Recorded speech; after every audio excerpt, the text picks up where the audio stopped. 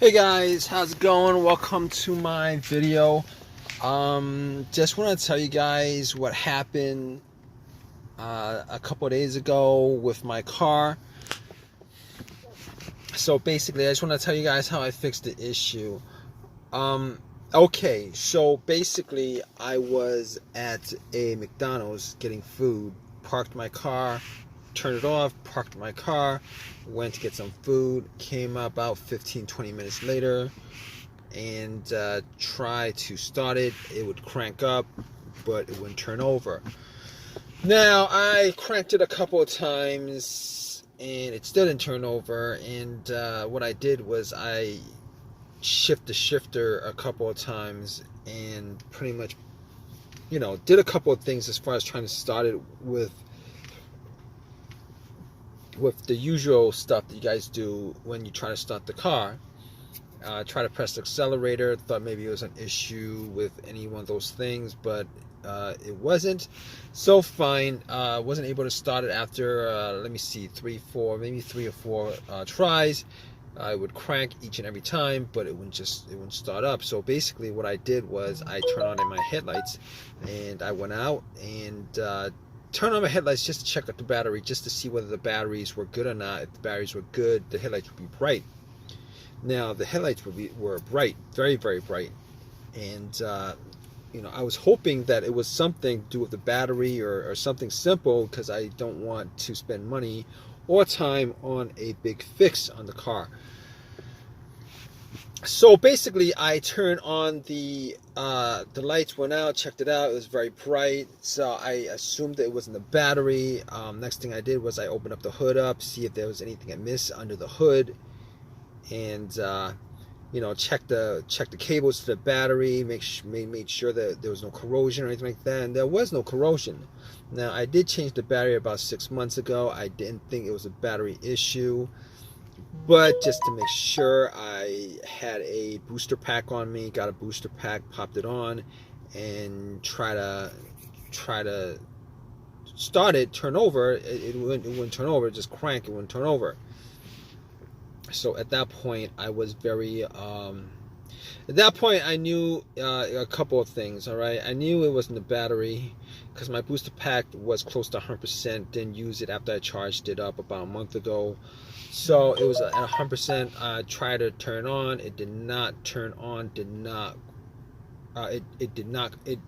turn on, it did not turn over. It cranked, it did not turn over. But I could rule out a couple of things after that. I could rule out the battery being the problem. I could rule out the alternator being the problem, but I didn't think it was the alternator to begin with. I ruled out the alternator anyway, because normally if it was the alternator, your car would have died on the road while the engine was on, because the alternator wouldn't be charging the battery, and then the battery would die, and then your car would die. But putting cables onto the battery would have jump started the car, and then once you take it off, the car would die. Okay, good enough. All right, didn't think it was the battery. Ruled out the battery, ruled out the alternator, ruled out, and here's the thing, I also ruled out the ground wire, because sometimes if the ground wire is it's either loose or not grounded to the frame properly, where rust is in the way, debris or something like that, it would cause a bad connection, and that would cause sometimes it would cause to crank but not start. But normally in those situations, the weak connection would cause the car to slow crank and not start. But the thing about it is, the car cranked up very strong each and every time. So I didn't think it was the ground wire, but I double checked anyway, just in case. If you guys don't know what the ground wire is, the ground wire is the wire, the negative cable of your, that connects to your battery. Normally that cable connects to the frame of your car. You guys can trace it to the frame to see whether there's any kind of rust around where it's bolted on. But I didn't see any amount of evidence that there was, that it was obstructing any kind of electricity, on the electrical connection. So basically, I could rule out the ground wire, the battery, the alternator, and on top of that, I thought to myself, well, here's the thing. There was no check engine light. There was no check engine light on the dash. So basically, because there was no check engine light, I could probably, at that point, I was ruling out like everything else that had a sensor that could be causing this issue. Basically, if there was a check engine light, I might, obviously I have an OBD2. I would have, I did actually put in the OBD2. But let me just tell you guys what happened. All right, there was no check engine light. I haven't had a check engine light on this vehicle for the longest time. There was no check engine light when this before this started. So what I did was, okay, there's no check engine light. So everything that has a sensor connected to it, the mass airflow sensor, the throttle position sensor, the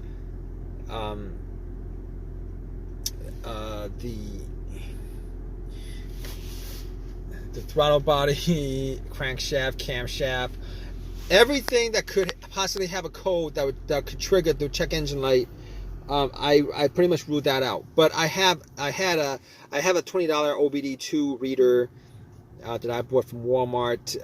You guys don't know what that is. It's a very cheap OBD2 that I got from Walmart in the auto section. Popped it in. Another thing that could cause it is if there was some kind of connection issue between the car's computer and the car itself, the car's ECM, which is the car's computer.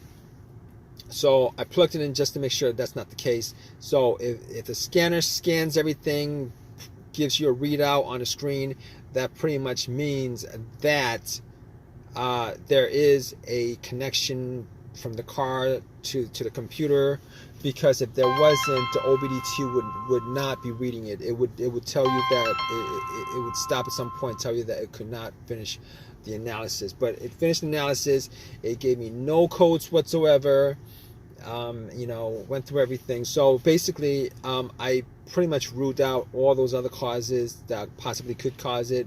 Mass airflow sensor, camshaft, crankshaft, throttle position sensor, anything else that could cause it, I pretty much ruled those out as a result of there not being a check engine light on the dash itself. Ruled it all out. Okay, so also ruled out the computer having issues with connecting to the car, where it would just crank up but nothing else would happen as far as firing it up and stuff like that. So ruled out all those things. So at this point, I was like, maybe I knew what it could possibly be. I had a guess. If I had a guess, I could get a good guess. Give it a good guess of what it could possibly be. It could be a fuse, the ignition, the fob key, the relays. So obviously, knowing that, I did do deductive reasoning, not deductive reasoning, but deductive testing. All right, so I got to the fuse box, checked out all the fuses. There were, just to see whether any of the fuses were burnt. Did not smell any kind of burnt smell. The fuses were seemed to be all good. I did not have a fuse tester with me, so I could not test it out in that way to be 100% sure. So I was looking at the relay and thinking it probably maybe could be the fuel pump relay, but before I did that, I did a little test on a fuel pump before I even got to the fuses and relays. Okay, so basically what I did was I tried to listen to hear whether I could hear some kind of whizzing sound. Okay, basically before your car starts, it primes the fuel pump from the fuel tank, and normally you would be able to hear a whizzing sound. But normally what happens is you would turn the car to the on position, which is what I did, and somebody else would be outside right next to the gas cap, and when you turn it to the on position without cranking, you'll be listening to whether you hear any kind of noise or sound or some kind of whizzing sound, motorized sound coming from there. If you do, normally that means that the fuel pump is good. Now, I didn't have anybody with me at the time, so I was sitting in my car, had everything off, blower motor off, everything off, and pretty much just tried to turn it to the on position and try to hear it. All right, the on position is the on position before you try cranking, before you go all the way on cranking it up, before it starts, try to turn over and stuff like that. Okay, you shouldn't be hearing a crank when it's on the on position. That's when that position is where all the lights light up on a dash. So basically, what happened was, I tried to listen to it inside the car with it on the on position, and could not hear any difference. Could not make out whether there was a priming sound or not. So at that point, I thought to myself, all right, I'm not going to be able to test it out that way. So I figured out where the fuel pump relay was, and if you guys don't know this trick, just to figure out whether it was the relay, that's blown or whatever, you guys can find another relay, similar relay with the same, numbers, the same exact relay for another component of the car, and then you swap it out. Okay, you can swap it out. So that's what I did. I swapped it out, and guess what, guys? Bam! It actually turned on, cranked, turned over, and as soon as it turned over, I knew it was the relay that was the problem. As soon as it turned over. So at that point, obviously, I found out the culprit of the problem. Was able to drive to AutoZone, got the relay, swapped it back to the whatever the component that old relay was, and then put a new relay for the fuel pump, and it cranked up. It just cranked up. It's good.